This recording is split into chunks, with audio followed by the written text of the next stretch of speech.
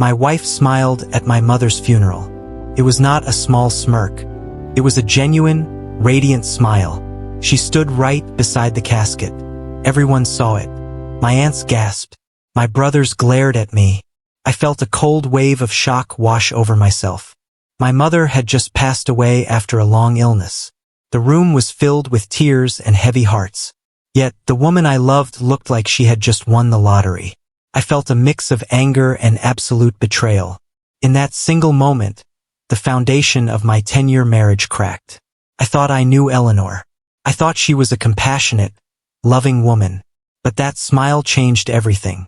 It set off a chain of events that exposed a web of secrets, lies, and a shocking truth that my mother had hidden from me for decades. What I discovered days later did not just explain her smile. Completely shattered my reality. Before we dive into this unbelievable story, please take a moment to subscribe to the channel. Turn on your notifications so you never miss our deep, emotional stories. Also, I would love to know who is listening today. Please leave a comment below and tell me where you are watching this video from. Your support helps us bring more powerful stories to life. Now, let us begin. The rain beat heavily against the stained glass windows of the church. The air inside was thick with the scent of lilies and grief. My mother, Margaret, had been the pillar of our family. She was a strong, proud woman who had raised 3 sons on her own after our father passed away early. Her battle with cancer had been long and brutal. When she finally closed her eyes for the last time, a piece of me went with her. I stood at the front of the church, staring at the polished mahogany casket. My eyes were blurred with tears. My younger brothers, David and Thomas, stood to my left. Their heads were bowed, their shoulders shaking with silent sobs. To my right stood Eleanor, my wife of 10 years. I reached out to hold her hand, seeking comfort in her familiar warmth. But when I turned my head to look at her, my heart stopped. Eleanor was not crying. She was not even looking sad. Her head was tilted slightly back, and her eyes were fixed on my mother's casket. And there it was. A wide, undeniable smile stretched across her face. It was the kind of smile she usually reserved for a beautiful sunrise or a joyful celebration. It was bright. It was genuine. It was completely wrong. I froze. I dropped her hand as if it had turned to ice. "Eleanor," I whispered, my voice trembling with a mixture of confusion and sudden anger. She did not seem to hear me at first. She kept staring at the casket, her smile remaining fixed. It was only when my Aunt Clara let out a sharp, audible gasp from the row behind us that Eleanor seemed to snap out of it. She blinked, looked down at the floor, and her face immediately transitioned into a mask of solemn grief. But the damage was done. The entire front row had seen it. My brother David leaned over, his eyes burning with fury. "What is wrong with your wife, Simon?" he hissed under his breath. "Is this a joke to her?" "I don't know," I muttered, my mind racing. I felt completely hollow. Throughout the rest of the service, I could not focus on the priest's words. The eulogy became background noise. All I could think about was that smile. Eleanor and my mother had always had a complicated relationship. Margaret was a traditional woman. She was stubborn and highly critical. When Eleanor and I first got married, Margaret made it clear that no woman was good enough for her eldest son. They had clashed over holiday plans, over how our house was kept, and over the fact that Eleanor worked long hours as a research archivist. Still, over the last few years, things seemed to have calmed down. When Margaret grew ill, Eleanor was the one who volunteered to help organize her medical bills. She visited the hospital. She helped manage the paperwork. I thought they had finally found a mutual respect. But seeing Eleanor smile at the funeral changed everything. Had she been faking her kindness all along? Was she secretly glad that my mother was finally gone? The thought sickened me. The burial at the cemetery was a blur. Eleanor stayed a few steps behind me the entire time. She did not try to hold my hand again, and I did not offer it. The silence between us grew heavier with every passing hour. By the time we returned home, the tension in our house was suffocating. We walked into our living room and took off our heavy black coats. The silence was deafening. Usually, Eleanor would immediately offer to make a pot of tea after a long, stressful day. Today, she just stood by the window, looking out at the gray sky. "Simon," she began softly, her back still turned to me. "I know how hard today was for you. Do you?" I asked. My voice sounded harsh, even to my own ears. She turned around, her eyebrows knitting together in concern. "Of course I do.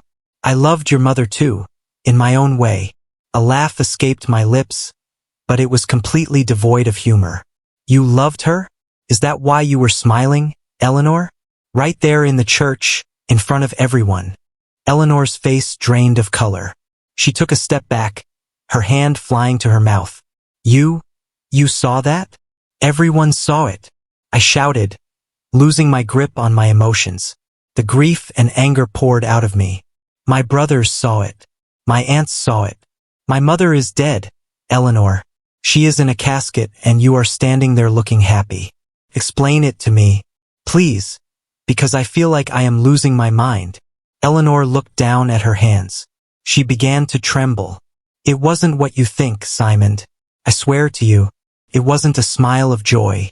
It was just a memory." Something clicked in my head, and I couldn't stop the reaction. "A memory?" I pressed her, stepping closer. "What kind of memory makes a person smile at a funeral? Tell me." "I can't," she whispered. Tears finally began to pool in her eyes. "Not yet. Please, Simon. Just trust me. Give me a few days. There are things you don't know." "Trust you?" I barked. "My family thinks you are a monster right now. My brother wants to ban you from the post-funeral gathering tomorrow. And you are telling me you can't explain yourself? If you love me, if you respect my mother's memory, you will tell me right now." Eleanor closed her eyes. A single tear ran down her cheek. "If I tell you right now without proof, you will hate me forever. You will think I am lying to protect myself. Just give me until the weekend. I need to get something from the safety deposit box. Please." Her refusal felt like a physical blow. Felt like she was locking a door right in my face.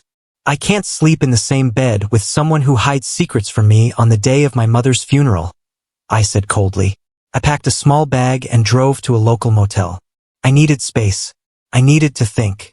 As I sat on the edge of the cheap motel bed, staring at the peeling wallpaper, my mind went through every interaction between Eleanor and my mother. I looked for signs of hidden hatred. I looked for malice. But all I found was a strange, unsettling fog. Something was terribly wrong, and I had no idea what it was. The next morning, I met with my brothers and our family lawyer, Mr. Vance, for the reading of the will. It was standard procedure, but the timing felt incredibly heavy. We sat in a small, wood-paneled office. The atmosphere was somber.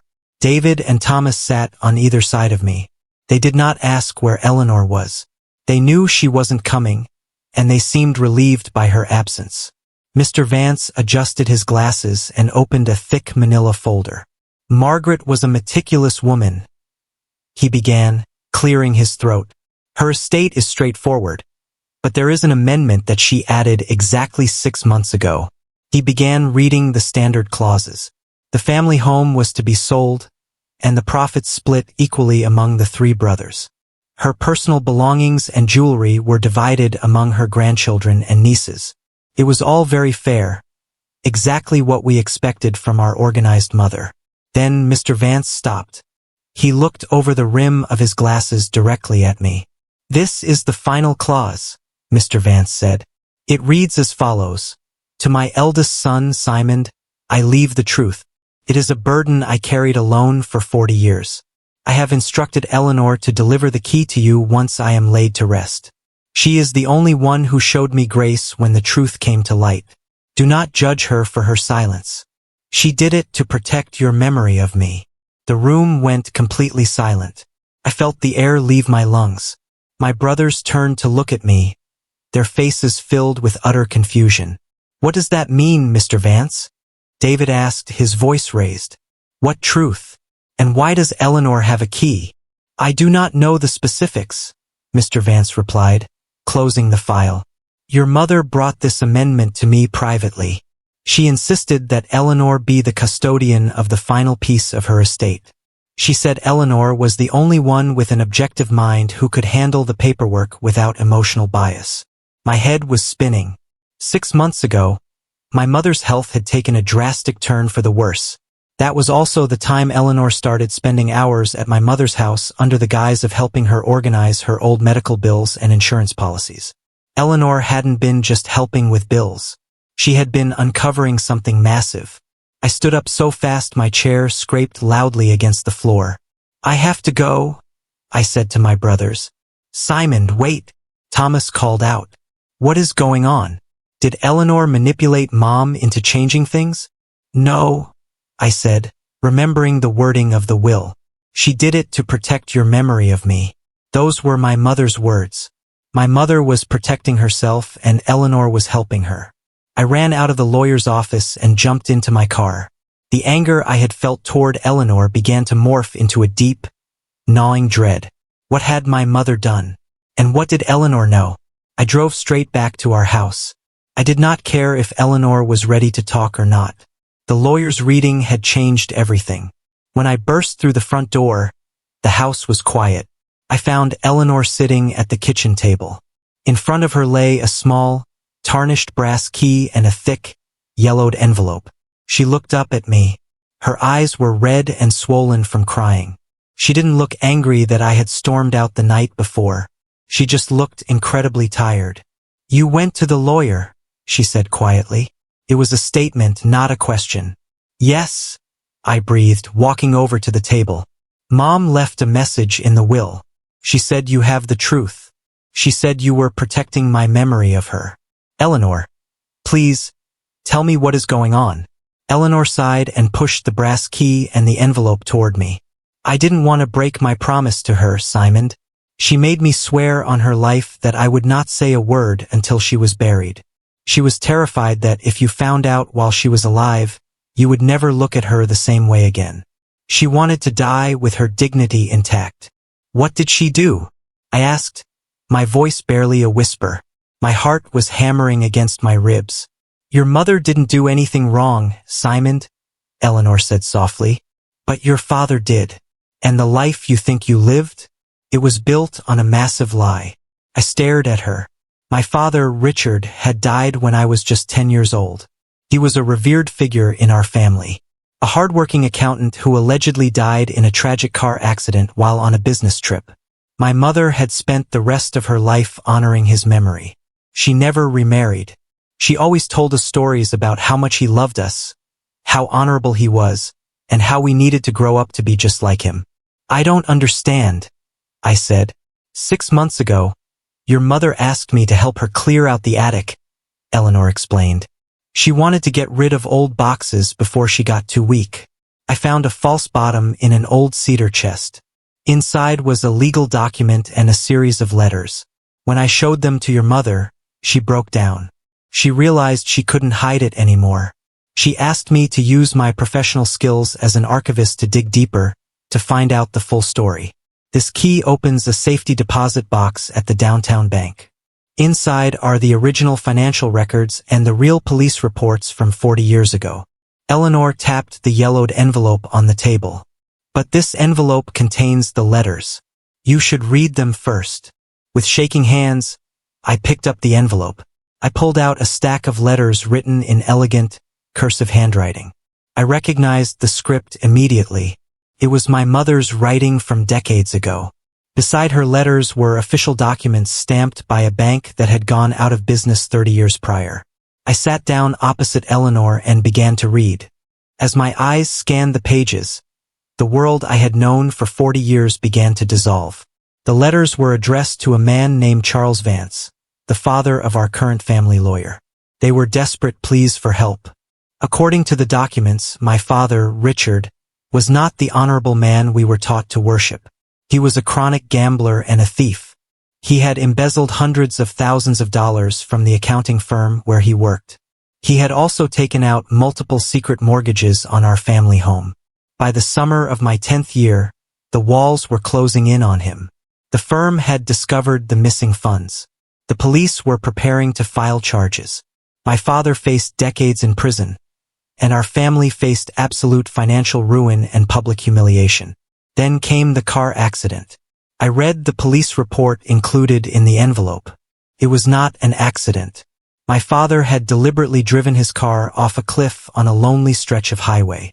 He had committed suicide to escape the consequences of his crimes.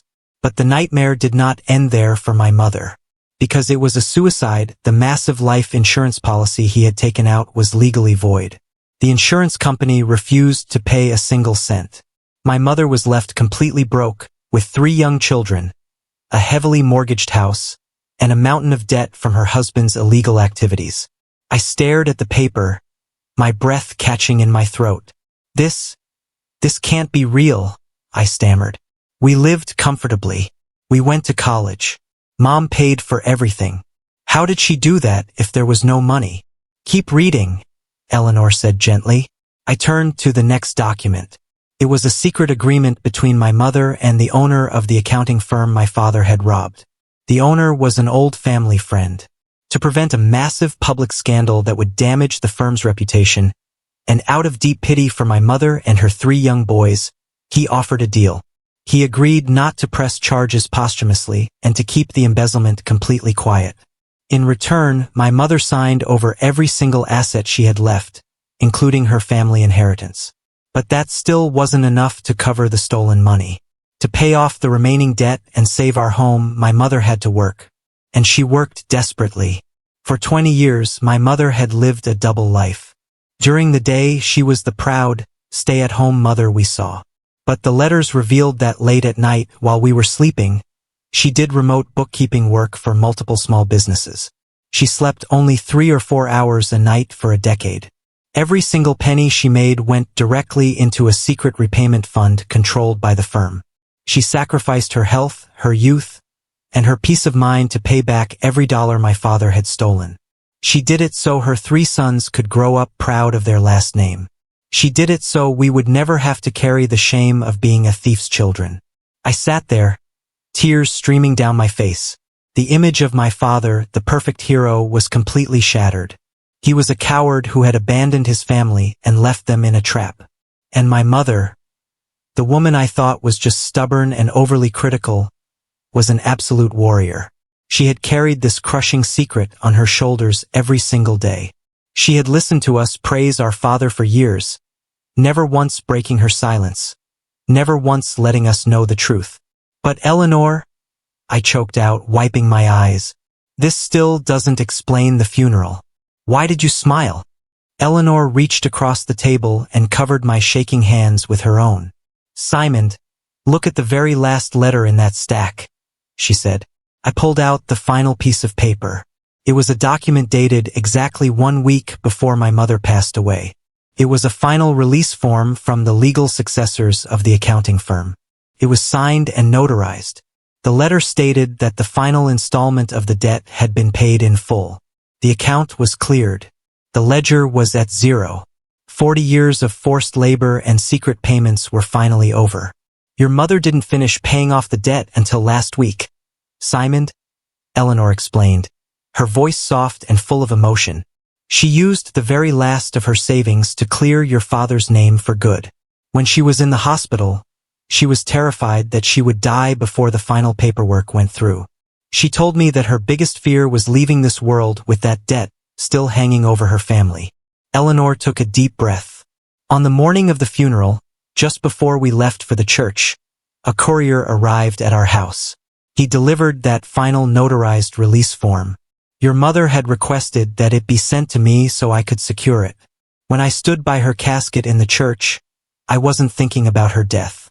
I looked at her casket, and I realized that she had finally won. She had beaten the debt. She had protected you boys until her very last breath. She died a completely free woman. Eleanor's eyes shined with tears. I smiled because I felt an overwhelming sense of victory for her. I smiled because she was finally free from the heavy chains she had worn for 40 years. It wasn't a smile of joy for her passing, Simon. It was a smile of pure pride and relief for what she had achieved for you. The realization hit me like a physical blow. The cold knot of anger in my chest instantly dissolved. replaced by a profound wave of shame and deep gratitude. I had judged my wife so harshly. I had called her a monster. I had walked out on her. Yet, she had been standing guard over my mother's darkest secret. She had endured the wrath of my family, the silent treatment from me, and the heavy emotional weight of this truth, all because she had given a dying woman her word. "Oh my God, Eleanor," I sobbed, burying my face in my hands. "I am so sorry. I am so terribly sorry." Eleanor stood up, walked around the table, and pulled me into a tight embrace. I held onto her as if she were my only lifeline in a storm. She didn't hold a grudge. She just held me while I cried for the mother I had never truly understood, and for the father who had failed us. "It's okay, Simon," she whispered into my hair. "I forgave you the moment you walked out, because I knew how much pain you were in. I wanted to tell you so badly, but your mother begged me on her deathbed. She wanted to ensure the paperwork was completely safe in the deposit box first. She didn't want any legal loopholes to ruin it." We spent the rest of the afternoon talking. Eleanor told me everything. She told me how my mother had broken down in tears of relief when the final documents were tracked down. She told me how my mother had praised Eleanor for her strength and sharpness. In her final months, my mother hadn't looked at Eleanor as an outsider anymore. She looked at her as a true daughter, the only person she could trust with her life's secret. The next day, I called a family meeting at our house. My brothers, David and Thomas, arrived looking tense and angry. They still believed Eleanor had done something disrespectful at the funeral. Aunt Clara came too, her face set in a stern expression. They sat in our living room, refusing the coffee Eleanor offered. "Simon, we love you," David began, looking askance at Eleanor. "But we think your wife needs to explain herself to the family. Her behavior at the church was disgraceful." "You are right," I said, standing beside Eleanor. "She does need to explain. But more importantly, you all need to hear the truth about our family." I placed the stack of letters and the final bank release form on the coffee table. I didn't hold anything back. I told them about our father's embezzlement. I told them about his suicide. I told them about the 40 years of secret labor our mother had endured to keep us safe, fed, and proud of our name. As I spoke, the anger in the room evaporated. It was replaced by a shocking, heavy silence. David picked up the police report, his hands shaking. Thomas stared at our mother's letters, tears silently spilling over his eyelids. Aunt Clara gasped, covering her face with her hands as the truth of her sister-in-law's sacrifice finally became clear. "She did all of this?" Thomas choked out, looking up at me. "And she never said a word?" "Never," I said. "She wanted us to have a good father, even if it was a lie. She took the blame for being strict and cheap with money, when the reality was she was saving every penny to pay back a thief's debt." I turned to Eleanor and took her hand. And Eleanor smiled because on the morning of the funeral, the final receipt arrived. Mom had paid off the very last dollar. Eleanor smiled because our mother had finally won her war. She died a free woman, with her mission fully accomplished. David stood up slowly. He walked over to Eleanor. His face was pale, filled with deep remorse. He looked at her for a long moment, then opened his arms. "I am so sorry, Eleanor," he said, his voice breaking. "We judged you so unfairly. Thank you for protecting our mother. Thank you for helping her finish this." One by one, my family members apologized to Eleanor. The tension that had threatened to tear our family apart instead bound us together tighter than ever before. A few days later, Eleanor and I drove to the cemetery. The rain had cleared, and the sun was shining brightly on the green hills. We walked up to my mother's grave. The headstone was clean and simple. I knelt down and placed a bouquet of fresh white lilies on the grass. I looked at her name carved into the stone. For 40 years, I had loved her as a mother. But now I respected her as a hero. "You can rest now, Mom," I whispered. "The boys know. Your name is clear. You won." I stood up and looked at Eleanor. She was looking at the headstone, and once again, a gentle, beautiful smile appeared on her face. This time I didn't feel anger. I didn't feel confusion. I reached out, took her hand, and smiled right along with her. It was a smile of pure gratitude, deep relief, and eternal love.